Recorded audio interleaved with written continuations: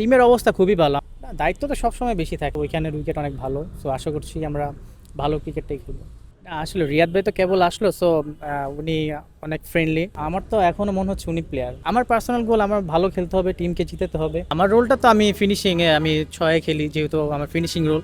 অবশ্যই টিমকে জিতানো main main কাজ আমার। সো ওইখানেই আমার ভালো করাটা খুবই ইম্পর্টেন্ট। ডারউইনে উইকেট অনেক ভালো, সো ওইখানে অনেক ফ্রেন্ডলি, অনেক টি-20 যেভাবে হয়, অনেক ভালো ভালো উইকেট ওইখানে।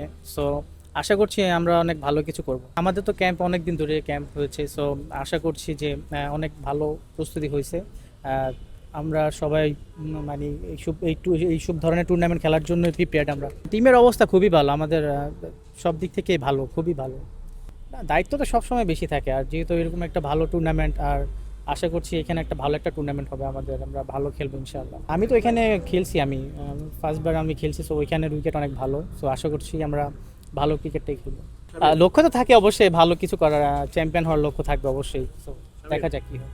না, আসলে রিয়াদ ভাই তো কেবল আসলো, সো উনি অনেক ফ্রেন্ডলি। সো অবশ্যই উনি আমি আমার যদিও বেশি একটা কাজ করা এখন হয় নাই ওনার সাথে, আমি একটু ছুটিতে ছিলাম এই জন্য। সো আশা করছি উনি অনেক ভালো কাজ করবে, ফিউচার আরও ভালো। আমার তো এখনও মনে হচ্ছে উনি প্লেয়ার, আমার কাছে এখনও ডিফারেন্ট লাগতেছে না। আমি মনে করব যে এইরকম ধরনের যত বেশি টুর্নামেন্ট খেলা যায় আমাদের প্লেয়ারদের জন্য খুবই ভালো। সো আমরা যারা ন্যাশনাল টিম থেকে বাইরে যাই তাদের জন্য খুবই এটা ভালো একটা টুর্নামেন্ট।